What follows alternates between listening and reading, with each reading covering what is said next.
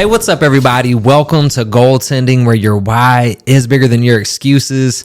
Today is a very special episode. We're doing a dual episode. This is going to be broken into two parts. First part of the episode is me having the opportunity to talk with Dave Carroll and learn a little bit just about his life, his business, challenges he's faced, things he's learned from. And then we're going to pass it over to him to interview me in return. Before we get into all that, I just want to say thank you for tuning in and allowing us to be a part of your journey. It truly means the world. And all I ask is that you like, subscribe, share, comment to really get the information out there to help more people.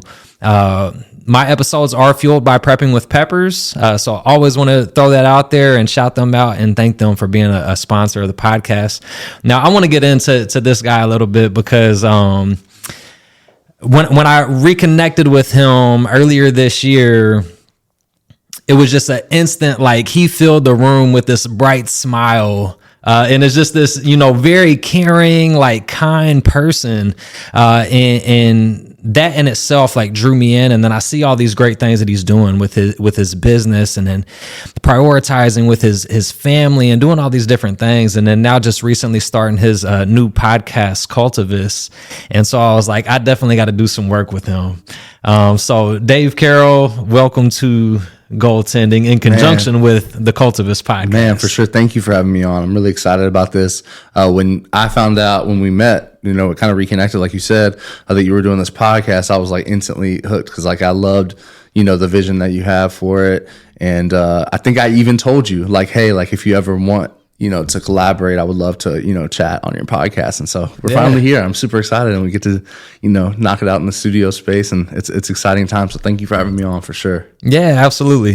No, that's the thing, we connected, said, hey, we should do something, and that put it into the universe. Yeah, we just put it out there. Yeah. Yeah. So I love that stuff. What I want to get into, I want to get more of your background, like what got you here. What I really want to know is, where's the start of your journey into entrepreneurship and deciding to, go into business for yourself? Yeah. That's a great question, man. So I have, when I was in college, I was studying business, and I loved the idea of running my own business. And so I was kind of part of it, but also too understanding the inner workings of business in general. And so I kind of quickly, like my junior year of college, got into what I thought was going to be my career. Mm-hmm. So I started working at a retail store with a large telecommunications company.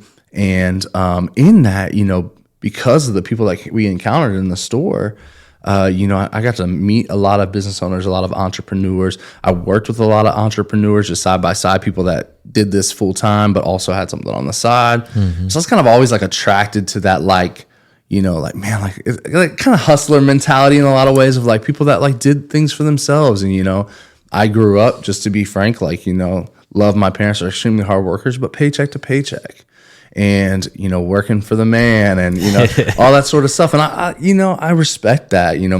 My mom to this day works for multiple jobs. Like she's just like, she's a hustler in her own right, but like, it's hard, and I wanted something different for my family, I think long term.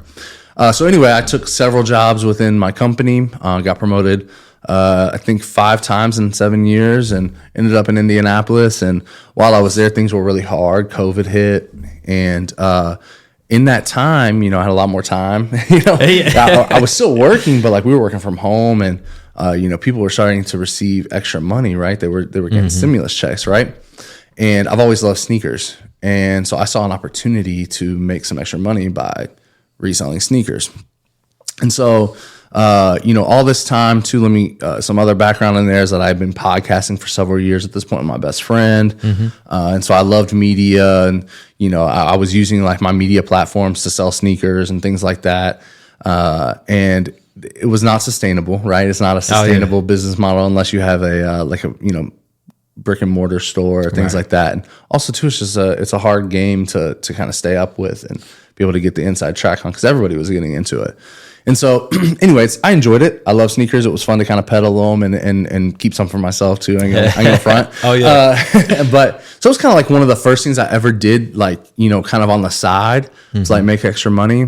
And then so whenever I moved back to Kentucky. I quit my job. I had a panic attack, and I could go into all that too, but it was just a really hard time. And I quit my job with no plans. I had no idea what I was going to do. I ultimately moved back to Kentucky with my family. At the time, we had 2 little ones, and I took this job in healthcare, basically auditing claims. And I had a little cubicle. It was so much of a change from like the fast-paced, crazy environment I was in. Yeah. And it was good for me for a season, but I sit in that cubicle, like bored out of my mind. And the church that we go to, Ashland Community Church in LaGrange, we were starting to be a part of some like refugee ministry. And so if you're in the Louisville area, you know that we have received a large population of refugees from the Middle East, from Africa, over the course of the last several years. And so anyway, at this time, it was the Middle East. And so we were navigating conversations with the Muslim population that was coming to Louisville. And so our church was like, hey, like, you know, you've been podcasting for us and that's awesome. Like, would you be interested in helping kind of like help create a video series on how we can engage the Muslim population? I'm like, sure. I don't know what I'm doing. Like, I don't have a camera. They're like, okay, you know, we do. And, you know, my friend, he did media with me too at the church. And so we just like kind of rocked it out together. And it was so cool, man. I was enthralled. Like every second of it, I was just like, man, this is so cool. Like, I want to do more of this. And so this was like July. No, we filmed in June of 2022. Yeah. And like August rolls around. I'm like, yo, when we going to do another video project? Like, I'm ready to go. Right. And the response I got was, well, what do you want to do? And I was like, I don't know. Like, whatever. There you go. And so, man, I was just sitting at my desk. And it's funny, man, how, you know, whenever we talk a little bit about what I do from my podcast perspective, it's funny how the Lord provides people randomly in your life. This guy that I had met at the job I was working, my little cubicle job, he came up to me one day. I was sitting at my desk. He was like, bro, what are you doing here? What do you want to do? Like, I know this is not what you're going to do for the next 5 years even.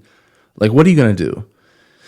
And in my mind, I'm like, I'm just trying to be content. But at the same time, I was like, man, what do I want to do? Like, what could I monetize to like provide for my family? That's not me working for another big corporation. That's not me, you know, grinding my life away for other people. Yeah. And so I thought about the things I've been doing, right? So I had been podcasting for a long time. So I knew media. When I was with my big corporate job, I was really, really gifted at promoting me and my team on social media. So, you know, podcasting, social media space. And then I just found this love for filming. And I like went home and told my wife about it. And she was like, you're crazy. And I was like, yes, just a little bit, right? But like she saw that I was really passionate about it. And she was like, man, if this is something that you feel like you should pursue, like, let's do it. And so she was on board. I ordered a camera in October of 2022.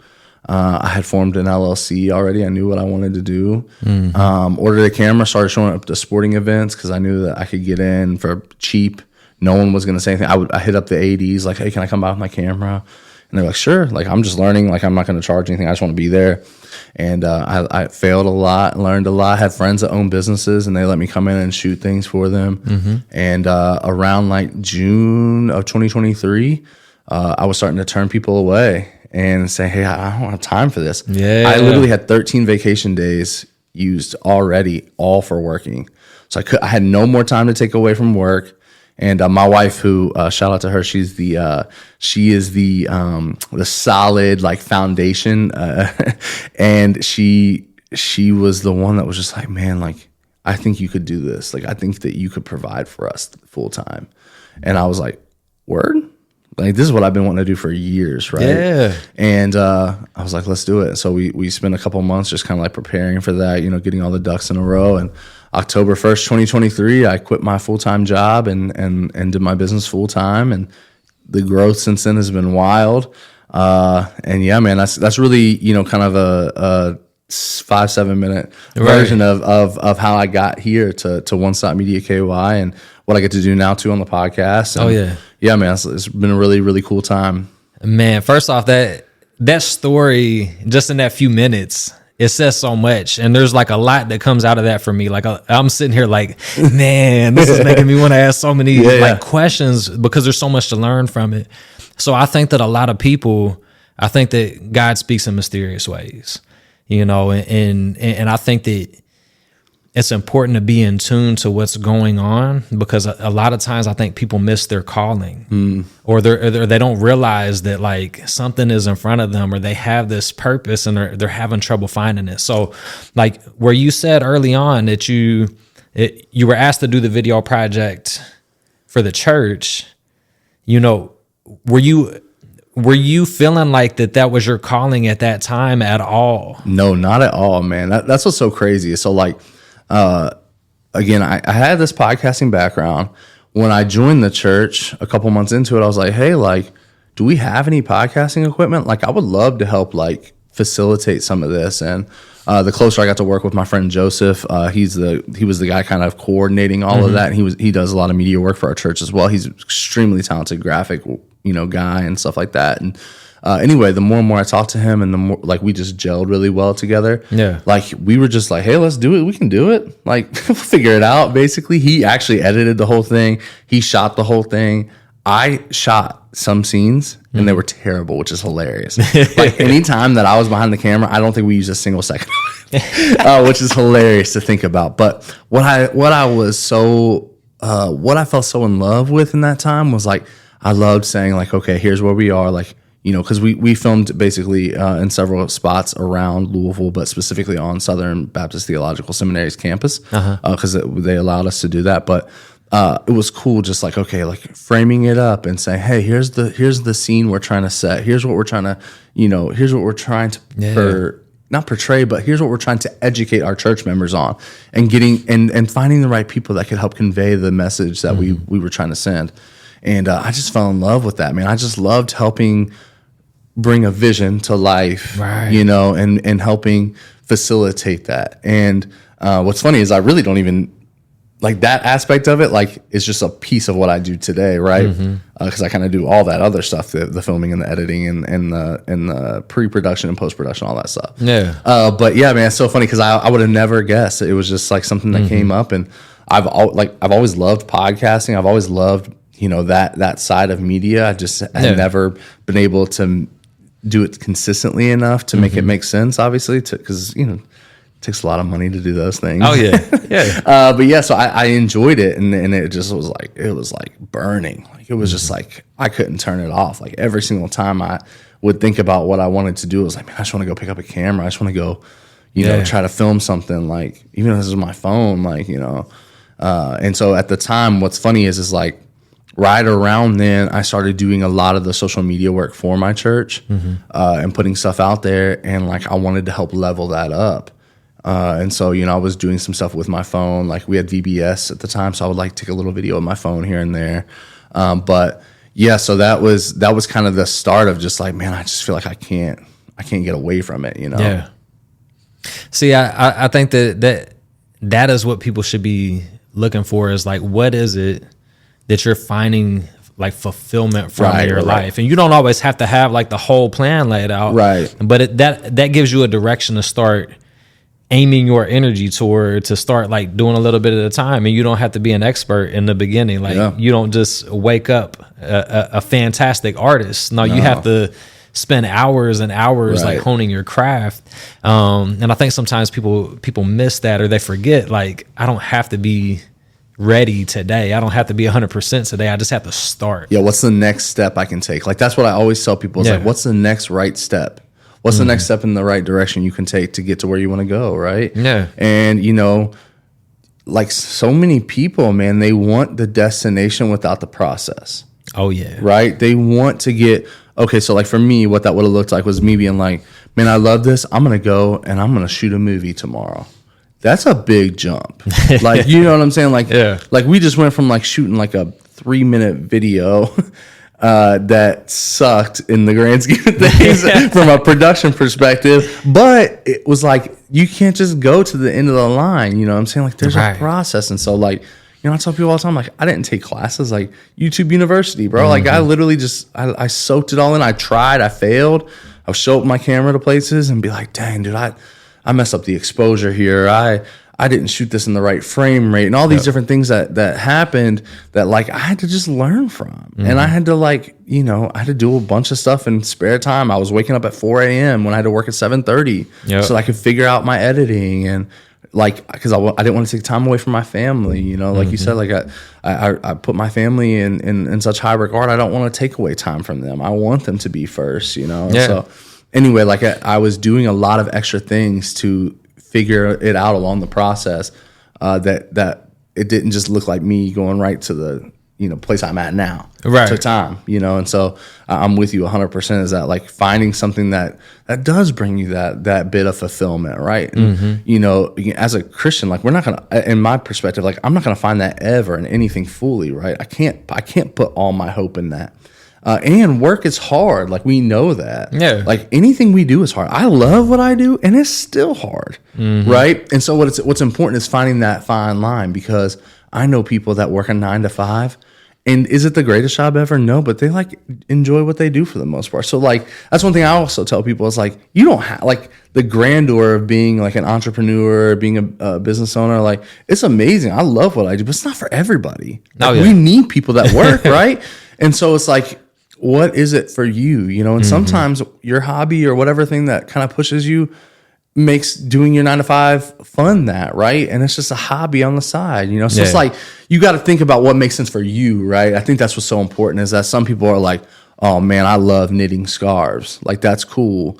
But like, are you really going to be able to put out enough production of scarves to provide for your family? Like, I don't know, man. That's tough. Like that's tough to say. Like, but like, if you could like do enough to make you happy and to, sell a few to your family and friends, or not even sell them, give them as gifts, whatever it might be, like maybe that's the route, right? So like, it's not always about like, what's going to make me money, but I knew for me, I needed to find something that was going to push me and be able to bring in the funds to put food on my family's, plates, right? Yeah.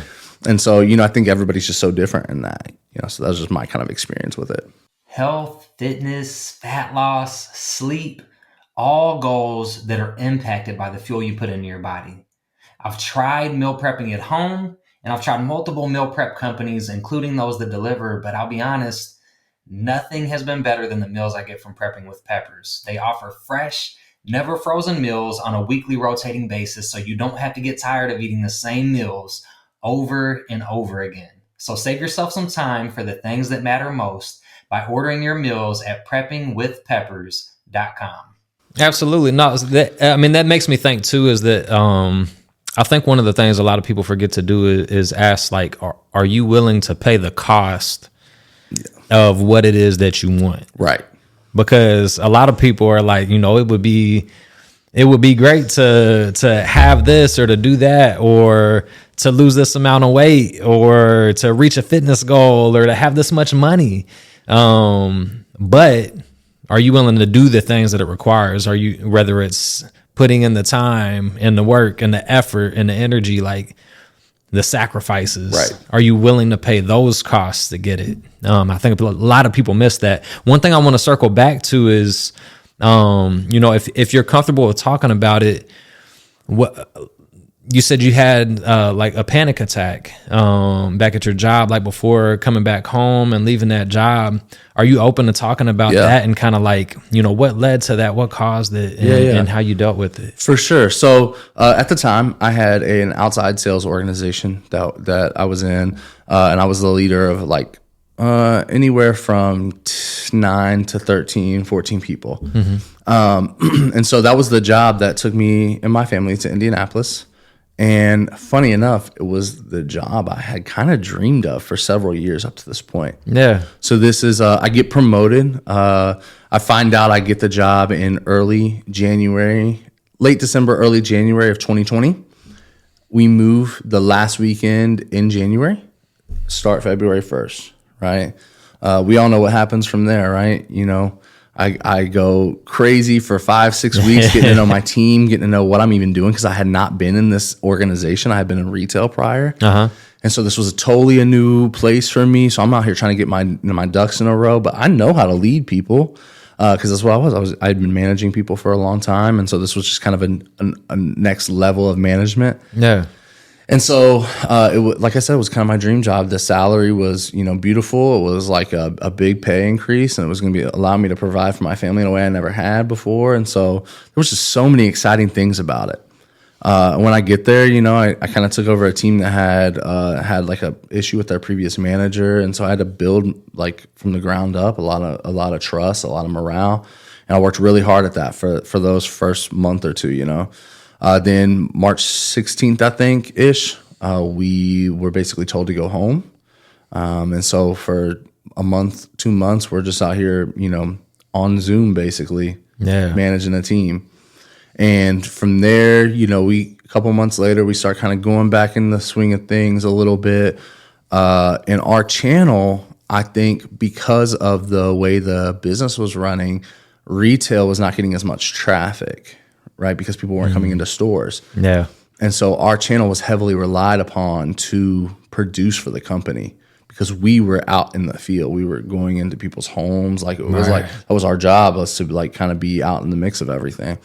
And so anyway, with that being said, the pressure literally kicked up tremendously. Like when I showed up, not that it wasn't high pressure before, and I was ready for that. I came from retail's high pressure, but it was just like almost insurmountable at times. And I found myself like probably mid 2020, late like 2020, I started like seeking therapy and counseling because I was starting to really feel the weight of that.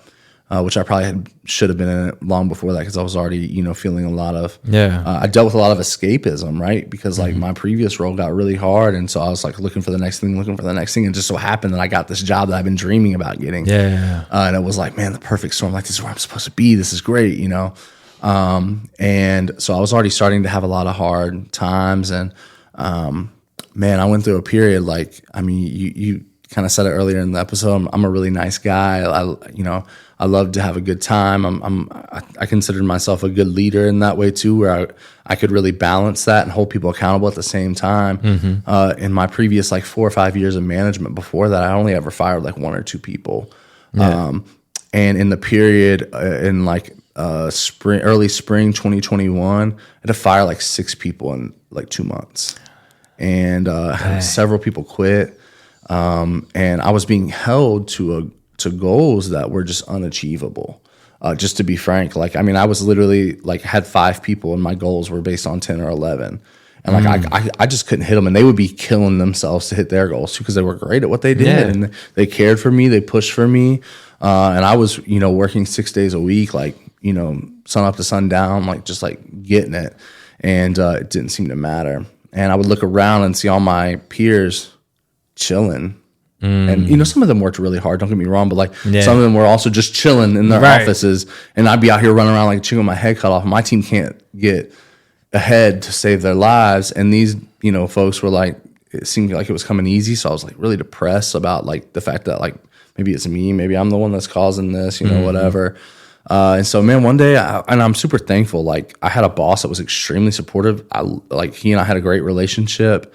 And he had kind of known about some of the stuff I was navigating and dealing with, and he offered to help me like kind of find another job within the company, and I tried for a couple months, and just nothing came through, nothing happened. And so anyway, like we had this call on a Friday morning, like every week we had this call, and I mean, I'm talking like as soon as I got on and heard my teammates' voices, heard his voice, I instantly felt this like kind of pressure in my chest. Like, mind you, I was 29 at the time. Like, I felt this like pressure in my chest, and I was like, man, like, what's wrong? Like, am I having a heart attack? Like, I don't know what's happening. Call ends, and like I'm like, and the call wasn't even bad. Like, that's what's so crazy. Like, this is what I tell people, is like, it wasn't even anything he said or anything like that per se. It was just like, I just felt the weight of like everything crashing down on me. Like, thinking I was a failure, thinking all these things, and I was driving in North Indianapolis in an area called Fishers, really nice area. I was going to meet one of my employees, and so I was like in the car, and hang up the call, and I start to like have like my vision was blurry, and I'm having a really hard time focusing, and pull over at this gas station, open up the door, get sick, call my wife. I'm crying, and I tell her I got to come home for the day. I don't know what to do. And I text my boss, same thing. Hey, man, I'm so sorry. Like, I was going out to meet one of my guys, and like, I just got to go home. I got really sick. I literally went home, cried in my bed for like 2 hours.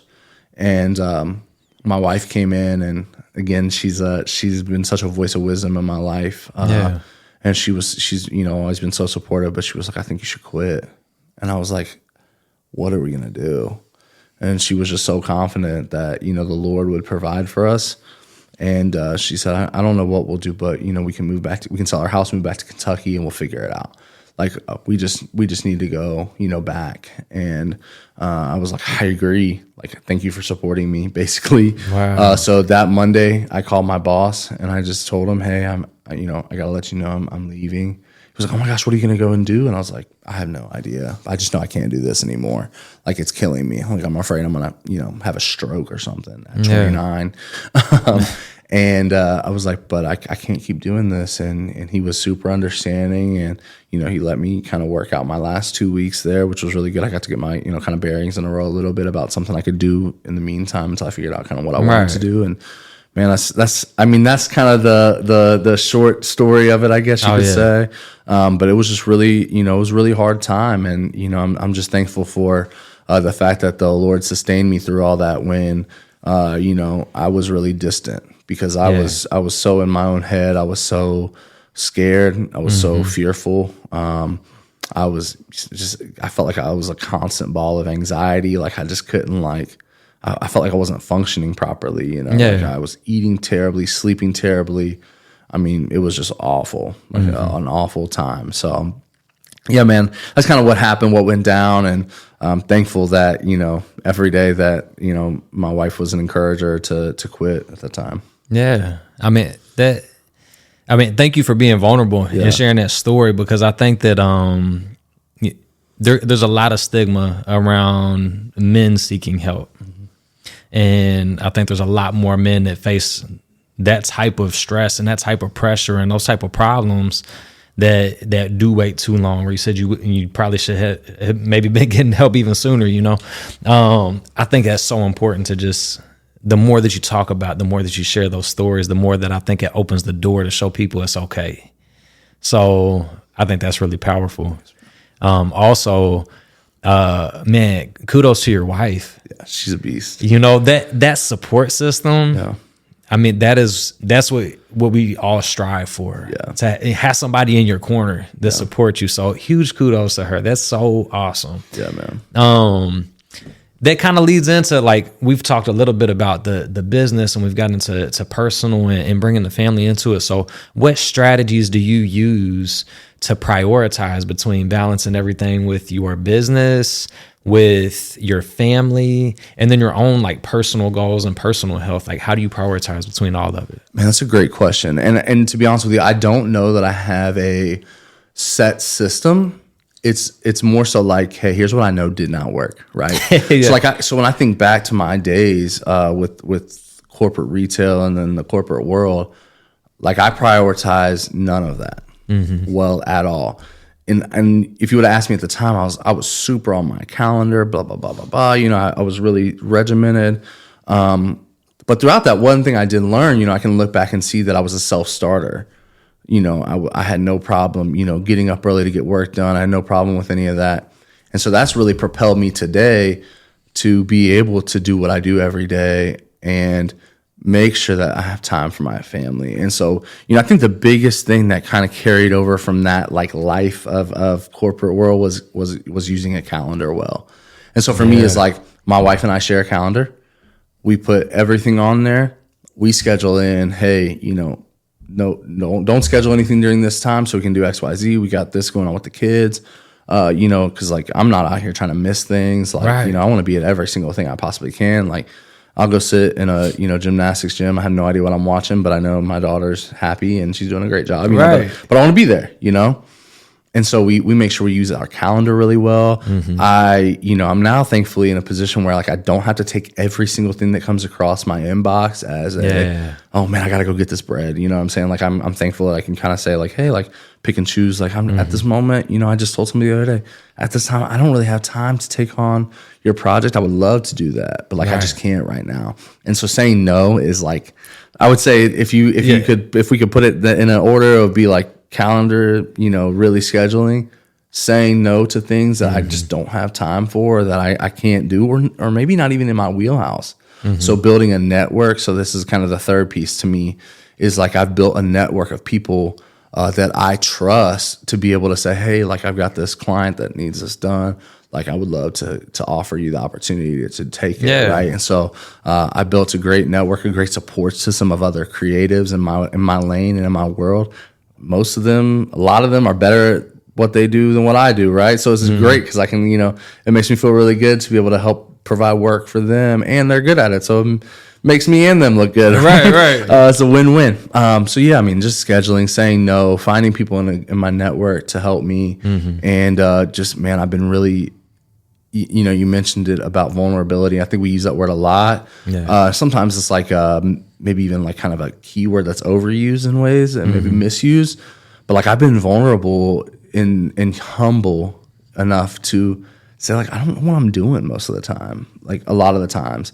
And so for me, like I've been willing to meet with people in my space that like other people would be like, yo, I can't believe you're meeting with them, like, or they're meeting with you and they're letting you tag along. Like I've been vulnerable, be like, yo, what you just put out was crazy. Like, can you talk to me a little bit about that? Could you, show me the ropes? Like if they say no, that's cool. I get it. Like I'm not out here trying to like, whatever. But like most of them have been super willing to just meet with me and talk to me about, how they got to where they are and the resources that they've had. And so for me, man, like those have been the ways that I have grown to then be able to do what I do at a more efficient level, at a higher level, and make it make sense for all the things that I need to do with my family and with my job and everything like that. So, and most of the time, like people want to help because it makes them feel valuable, like to contribute. So I really think it's about just being willing to ask. For sure. Because I think that's the thing, is people worry about rejection or looking bad or like looking like they don't know enough, and so they don't want to ask the question. But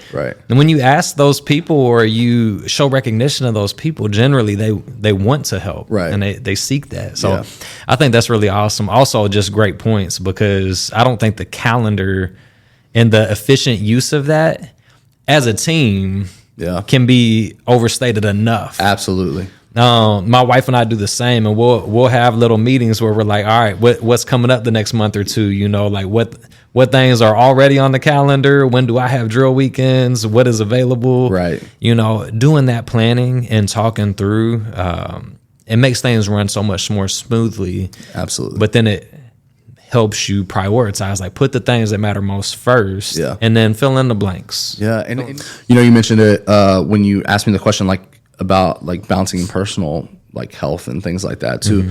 Man, like I even put that on my calendar. Like when I'm like, we go to F45. Shout out to F45 Crestwood fam. Hey, where my man's is now a coach too. Come on. But like even that, like, when I book a class, like it goes on my calendar, and like that's time that I am committing to bettering myself, and so just stuff like that, man. The calendar is crucial to me. I think it's like you said, I don't think it can be overstated enough how beneficial the calendar usage is to prioritization.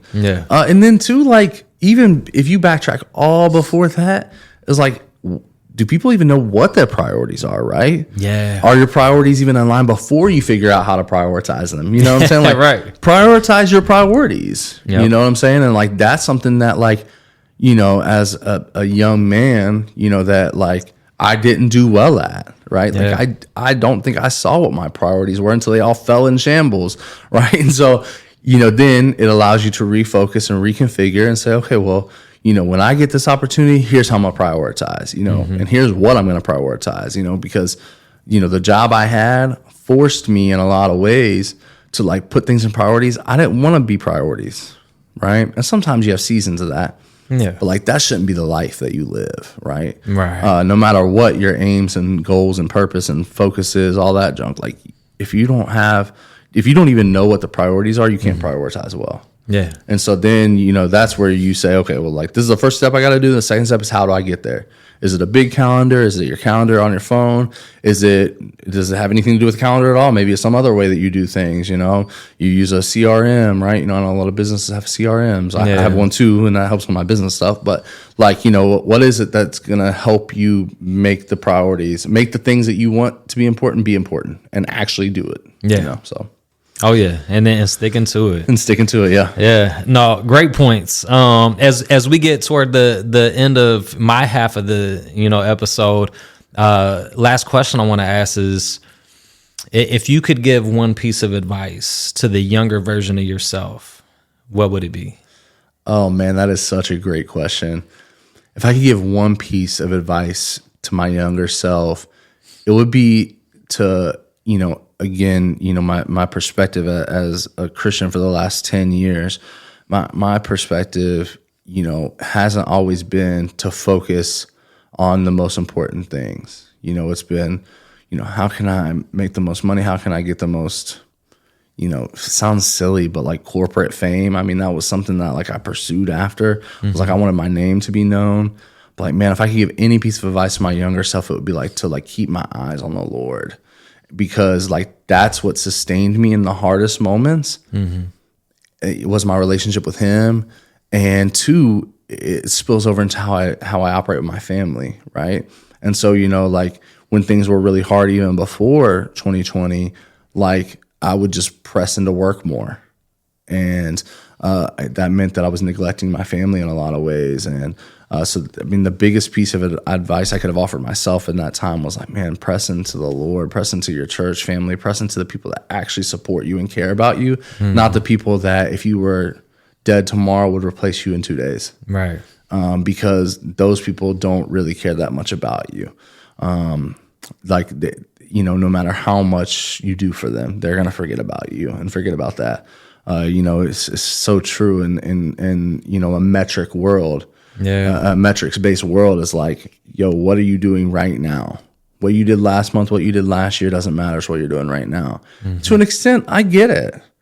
But like that really shields, like that really takes away from the person. And like the people that care most about me, like I, in moments where I was really, sad, hurt, depressed, frustrated, like I just leaned into the place that cared the least about me, and that's really hard. And I learned from that, right? So now I get to be on this end of things and say that, and I get to help other people with that, right? And so, exactly. I'm grateful I went through that. I'm grateful that the Lord allowed me to experience that hurt and that pain and that frustration and sadness, because now I get to be on the other side of it and say, like, now when I get to those points, I do know where to turn. But also, for those that are struggling in those ways, I can help them to see it too. So, I'm thankful, but if I could give that advice, that's where I'd go.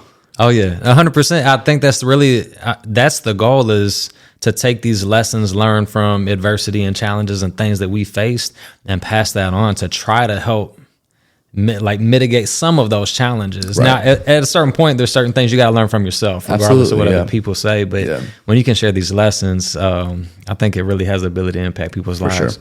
So, thank you so much for getting into your story and sharing all of that. I think there's a lot of lessons to take away. Thank you all for tuning in, allowing us to be a part of your journey. Make sure you like, subscribe, comment with your thoughts and questions to join the conversation, and let's grow.